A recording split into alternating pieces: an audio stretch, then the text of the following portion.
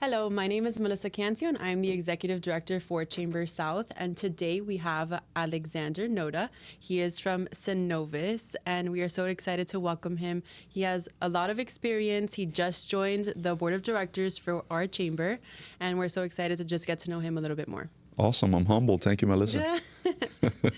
How did you kind of get into Synovus? Tell us a little bit more about it. I know you're in the area, but if you have a few locations, how does that look like for you?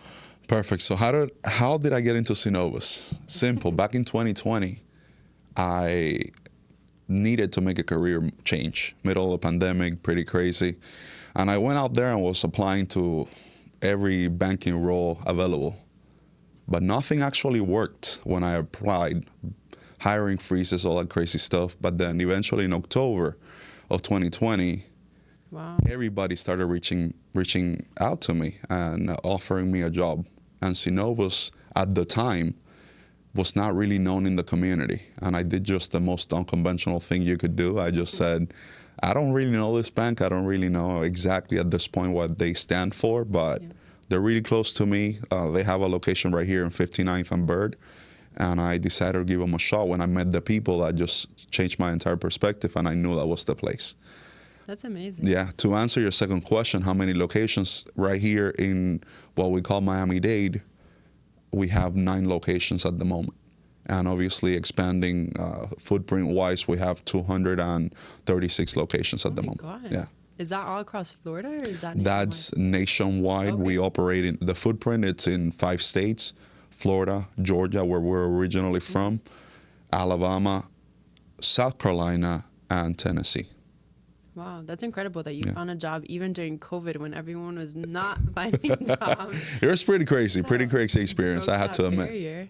You said that you were coming into a different career change. What were you in before? I was working for another large banking institution, but within Still in right the same area. field. It's just that I moved to a division that I did not really enjoy, and at that moment, obviously with COVID going on and all that stuff, the only opportunities were to I guess, migrate into a different role, into a different bank. And that's what I did. You stayed in banking. Is that something that you just wanted to do when you were little? You knew you wanted to be in these sort of numbers? Or? Not at all. I've always loved numbers. I'm like a math nerd. At least that's what my son told me last night. But I really like numbers and I really like people. But growing up, what I wanted to become was a doctor, right? I had a interesting experience, you could say. As a child, 7 years old, I got burned. I burned both of my legs, and I spent like 6 months in the hospital between life and death.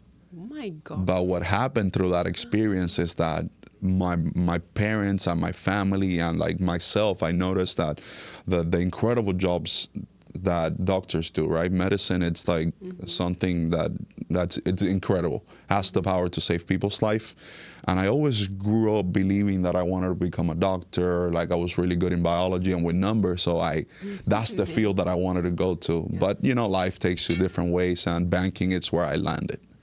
Wow, so you went from for the health field to a completely different field. That's actually a pretty interesting perspective. So then, I know you mentioned your family and your son. It seems like you guys are close. Do they kind of inspire you to be in the banking industry, or how does that kind of work in relation to obviously being a parent? Yes, obviously being a parent is like the biggest motivator that anyone could have. You would understand once you have your children of your own.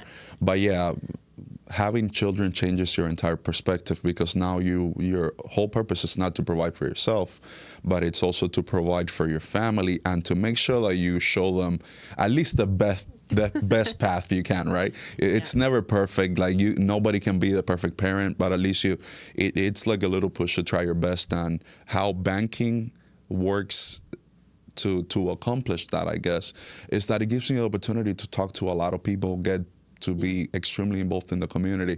And like my kids know that that's going on, right? So every single time that they ask my wife, hey, where's dad? What's going on? Like they understand that I work with money right? I've taken them to my job multiple All the times, budgets and everything. and they understand that I'm, part of the job is to be in the community, get to know people, amplify my reach, and they actually really, really enjoy that. It's qualities that they share with me, so. That's different because they don't really teach you what banking is in school. So getting their dad's first perspective, that's amazing. Yeah, they invite me to their school all the time. Like, I have a recurring thing at their school that I go and we speak about your job, right? What you should be as an adult. And like, their classes always get fascinated with my presentation because I bring like fake currency. You're a popular dad. Yeah, I show them what a fake bill is and how to determine if the bill's like legitimate or not and how money works. And I bring them like this little red piggy banks with Synovus on it. Like, really, really cool. It's super, super fun. That's so nice that you say things like that because my mom's a banker too. So I know what it's like to be that kid's perspective and getting to know the money aspect, just building a budget, learning about taxes. That's something that I feel like schools definitely should bring into the curriculum. For sure. And so that's neat that you're able to provide that to even kids so much younger. Yeah, and it's so enjoyable. It's so cool. Such a cool experience. So you mentioned that you network a lot with Synovus. I feel like I have to say it super slow so I say it right. How does that kind of go in tune with, how did you find the chamber going into just this specific chamber? I know there's so many in Miami. Right. Or what attracted you to this specific chamber and how did you kind of get more involved and what does that look like as you became part of the board? Perfect. So let me preface this by saying that I hated networking, right? No. Although you already know me, right? So it's hard to preface what I'm about to say, but I don't consider myself a great person at networking or just like I'm sort of like an introvert, right? Because at the end of the day, it sucks a lot of energy from me to do all the stuff that we do. But in 2020, when I did the career change, I realized that part of like growing my business and my reach, the pivotal thing that I needed to do was to network. Because you could only do so much on your own. Yeah. So the power of networking or having a solid network is that you amplify your distribution because now you have other people advocating for you and what you do. That's the power of networking. And during COVID, it was through Zoom or through in person. If I could define it. So how did I get to Chamber South? Obviously, you guys are a key pillar in the community. I live right here in Bear Road on 82nd Avenue, and I was invited by Yesenia, I believe at the moment. So many people that I knew that were participating in the chamber. So I really, really wanted to come out, be in one of the events. I was invited to one of the luncheons. That's and amazing. I just got the opportunity to meet all of you guys. And what was different from Chamber South and all the other chambers, in my opinion, is the fact that everybody's so much more approachable. Yeah. The other chambers is like, I mean, I love all the chambers and I love everybody in town. It's not saying that they don't do something better than we do it here. It's just that I felt, my individual experience was that it's not about being part of like a small little group, but it's more like a comprehensive community where everybody else is welcome. Yeah. So there's not these little pockets and groups within the chamber. It's like everybody's welcome, everybody's embraced, and I really, really love to be part of the chamber because of that. That's pretty neat in your perspective too, because I know I feel like I'm an extroverted introvert, so I totally understand everything that goes into just. You have those days that you just want to be completely present, and then the next day you're like, okay, I'm in meetings all day, no one talk to me. And it happens. It happens all the time. I really enjoy doing the work, right? I really enjoy networking and getting to know people and having conversations. It's just that it takes a lot of energy from me. It's not that I don't enjoy it. It's that because it's something that I have to push. It's not like super natural. It sucks all my energy out. It's so weird. Yeah. I feel like Super weird. You're such an extroverted person. Right. That's what everybody tells me. But yeah, at home, when I get home, like I'm really tired. I'm really tired. But at least I know when you come to the events, you bring on your wife. Yeah. So that's a nice support system. Has she always been a part of just support coming to the chamber? What does that look like in terms of family for you? The relationship aspect. That's a complicated one, Melissa. I mean, like every other couple, I guess there's moments of friction where you get into this thought that maybe because, my partner's dedicating so much time to these other activities, to work, to life as a whole, like doing more, meaning going to the chamber meetings and doing all this other stuff after work, it's taking time away from me, right?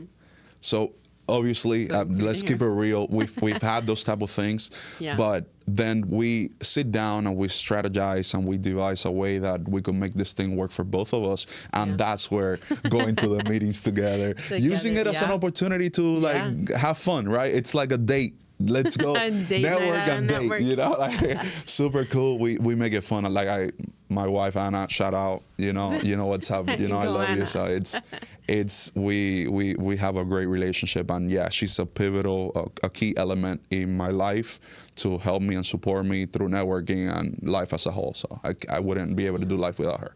We love Anna. Yeah. What is a piece of advice that you give to someone kind of coming into the chamber and having those kind of just the time management within the relationship and with their job and things like that can kind of help them be successful in the networking process? It's all about priorities, right? You need to determine what your end goal is. If that is to get to know the community, like it's a function of time and hours, right? Yeah. The more time you dedicate to the chamber and meeting and creating meaningful connections with members, the more you're gonna get out of it. If you just want to go and show up and it's like going to the gym where you just swipe your card and then you walk in the little walker or like push two weights of 5 pounds each, like you're not gonna get results. So if you go to the chamber, commit yourself to your goal. If it's expanding your network, to dedicate time and provide value to the other members. And as a byproduct, it's automatic, right? If you give, then the natural consequence of the universe is that you're going to receive. So I think if you concentrate on giving and making sure that you have a clear idea of what you want to accomplish at the chamber, go do that, and don't think about it anymore. Just get it done. Don't think too much. Don't think too much. Yeah. Is there any New Year's resolutions that you have or that you've been wanting to shout out to the rooftop? So many. Honestly, I think this year will be a year of change for me. I think that I have objectives that I want to accomplish, and I've been not putting to the side for too long. It's just I haven't had my full focus on accomplish these things. I want to, I guess, do more. I want to do more. I have this amazing opportunity in front of me to either become a lender. Right now I'm leading a team. I'm leading a team of 5 and doing a small business lending in the community and helping out businesses and entrepreneurs to, empower them to achieve their full potential. My goal is to do more. And when I say that, I want to go to not being able to only help small business as a whole, but larger businesses. So I want to migrate either to lending or to a senior management role where I'm able to, manage and amplify my reach and my leverage with more team members under me. So that's my idea. I think that that's like my biggest resolution for this year. If not to get to that goal, to find out the steps that I need to take in order for me to get to that goal. So that's the year. 2024 is the year of change. Yeah. That's a good one. Okay, so now we'll do some rapid fire questions. Hit me. You don't even have to think about it. Skittles or M&Ms? Skittles. So sweet or sour? Sour. Wow. Okay, you definitely did a 2 for 2 on that one. What's your favorite season out of all 4? In Miami. And that was my follow-up question. Winter. Okay, yeah. My follow-up was in Miami. In Miami. So technically summer all year round. Yeah. What's something that you collect? What's something that I collect? Memories. Okay, very deep of you. Why? Because I don't believe in like all this material stuff that we just have a habit of collecting, like postcards or I don't know, cars or whatever. No, like my stuff is like let me go out there to the world and collect experiences and go to I have my life goal. If anything, that's my yearly resolution, is to get to know this entire world. Like life is so limited that I want to be able to collect these experiences about meeting, new places and new cool people in the world. That's amazing. Yeah. So then what would be your favorite word starting with an A? Anna. There you go. That's amazing. No, I would say, all jokes aside, I would say advancement. Just Okay. to be able to create and So just learn definitely more. be listening to this. I do appreciate you for coming. Thank you so much for participating and being a part of the conversation. If you wanted to get more involved with Chamber South, we have Chamber South Spotlight. We'll be having, if you wanted to connect, you can email me at info@chambersouth.com. We have luncheons coming up, network at nights. Every single month, there's something going on. So we're so excited to have you, and hopefully we'll see you soon. Thank you so much. Thank you, Melissa.